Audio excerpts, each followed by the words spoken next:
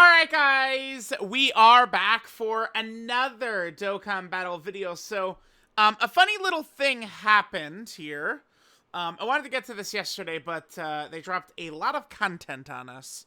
But they kind of mistakenly, kind of like, I guess, inferred, implied, confirmed that there's going to be an EX part. Now, this is not really super shocking.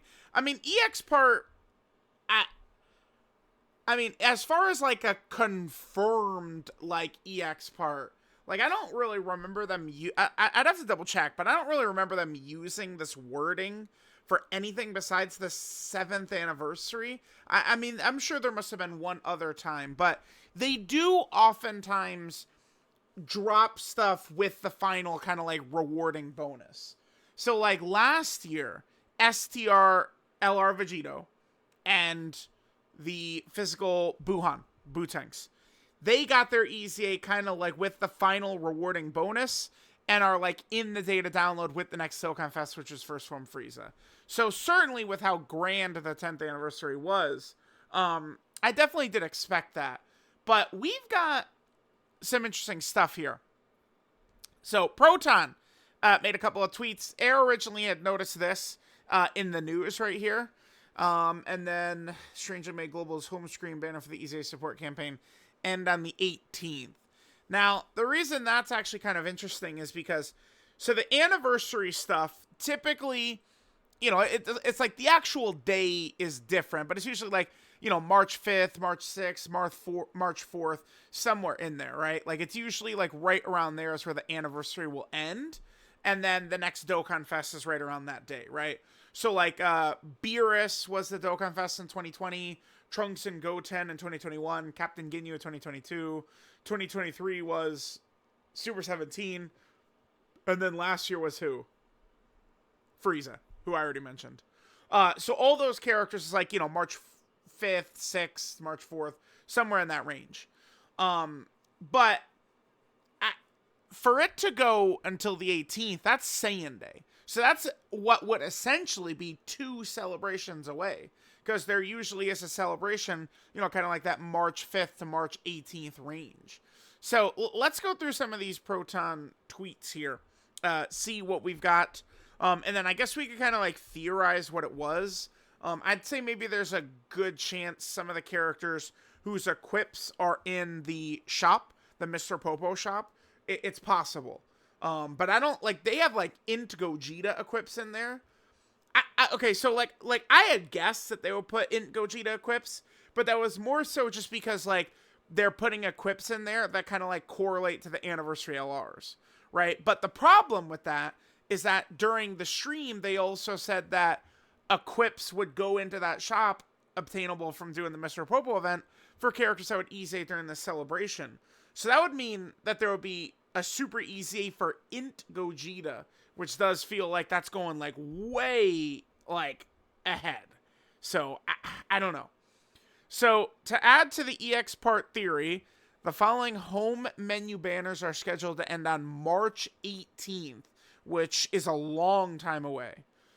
Challenge event Dokkan Chronicles and the Growth event. This is the Successors and Earth Protecting Hero event. Scheduled to end on the 6th. In a database that was removed after the illicit methods incident.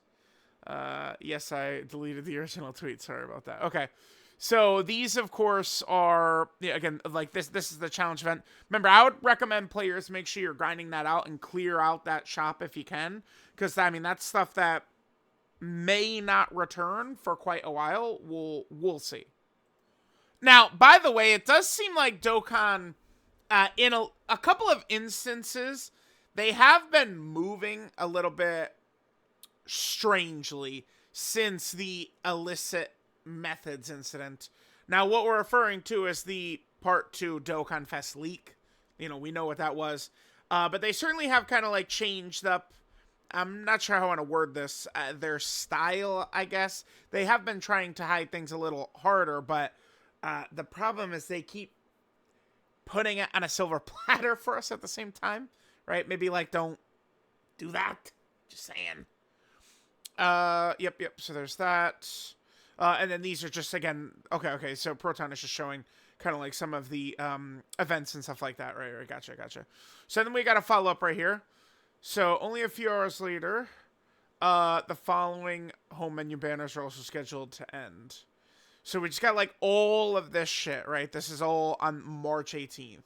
So what we're looking at here is, yeah, this is all of the anniversary stuff. Also get at least one more stage for this event since it will be gone in 3 days. Oh, that's a good point.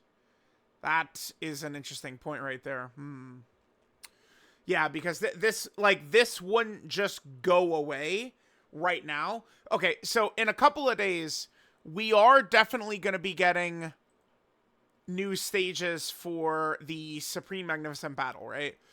This event right here is not done yet, and the stages are not in the data. Maybe it'll be 1 or 2 Dragon Ball Super stages.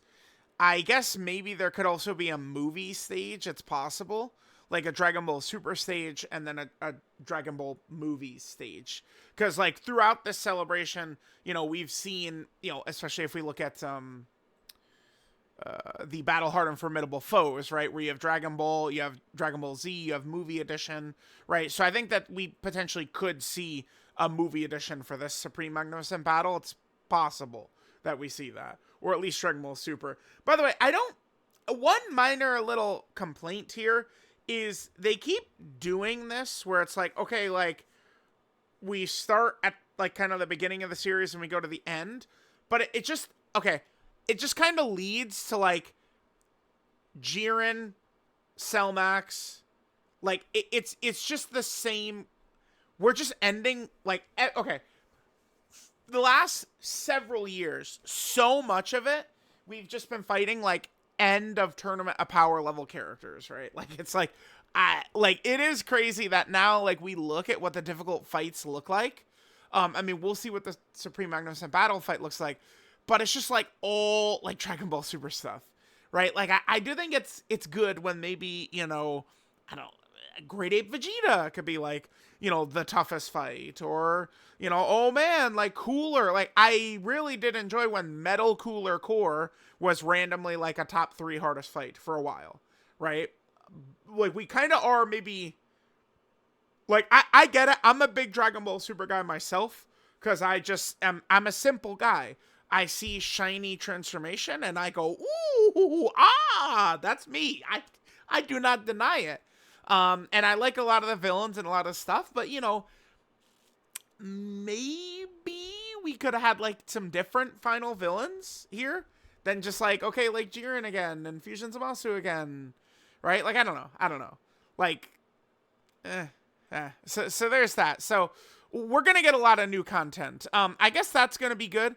So we're going to at least get a new stage of this. We're going to get at least one new stage of this. And then we are still getting multiple stages of the 10th anniversary battle. So we do have quite a bit of content coming, you know, over the next couple of days. And that's still just like a continuation of part 3. And that's also going to come with the 7th anniversary LREZAs, right? Like, those boys are definitely coming. I don't have any concern in my heart, like, any worry, like, oh, will they maybe not come? Or, oh, are they maybe not going to be that good? I'm not worried. Dokkan, I think, does know that, like, oh, like, there are, like, that's not something you can mess up. And the anniversary LRs have not really been, like, very underwhelming. I think you could maybe make the case that the first set was, like, the 3rd and 4th anniversary LRs, but all characters back then were very kind of, like, middling. Like, defensive mechanics were still not just, like, standard on every single character, right? Like, even, like, Gamma 2, who came out, you know, freaking 10 months after the anniversary, right? Gamma 2 was just raw defense, right? Just raw defense and attacking. Yeah. Yep. Gamma 2 was really freaking crazy when he first came out, though. Damn, could you... Like, we could see these guys, like, this guy EZA soon. Could you... Dude, crazy. The Gammas were so broken when they came out. Holy shit. But yeah, I just wanted to do a video, just kind of like a quick video, sort of just like pointing out like, yeah, like there's a little bit of evidence there, right? So again, this is that little like SNS button, which you can kind of like press, you know, tweet to line or something like that, or send a post or wherever, and it'll give you a couple of stones. Like in previous celebrations, like it would give you like a ticket, like that type of thing. And usually like it does kind of appear at kind of like the start of each part. So, you know, they did kind of, again, as Air Dokkan says right here, EX part confirmed by mistake. That is pretty much exactly what it was. They kind of like, you know, oops, did that, and then they removed it from the news right after too, right? So let me know what you guys think. I mean, we could see, is there anything crazy we could see, like some major EZA? I don't know. 2022 does have an interesting lineup of characters coming. I'm not even really too sure. I almost feel like, could the hypest thing they do be like super EZAs? Like, maybe they did a super EZA for the 3rd anniversary LRs as the EX part. I think that would actually go pretty hard. So these two characters get a super EZA. That would be really massive. And then to further set up Vegito and Gogeta to dominate throughout the year, I think, like, if I had to pick something for the EX part, I mean, I could think about it a little bit deeper, but this is probably where I would land. That maybe they would just give these guys a super EZA. I think that would be pretty... I would totally be down for that. Because we do have a summonable LR super EZA now with the Int Super Saiyan 2 Gohan, who, by the way, I do kind of like. I mean, double orb changers. Sick. But these characters could be interesting. In particular, I'm going to tell y'all right now, if they, like, this character's got that, make this a rainbow orb changer. Like these units being orb changers, that's one of the biggest things. There's not a ton of weaknesses like with these fusion cards. I think at the start, like in base, they can struggle with ki depending upon how things go. Certainly when you get to turn 4, both the Tech Vegeta and the AGL Goku, they can potentially struggle that first turn. I feel like the Tech Vegeta is way better than this Goku, not even close.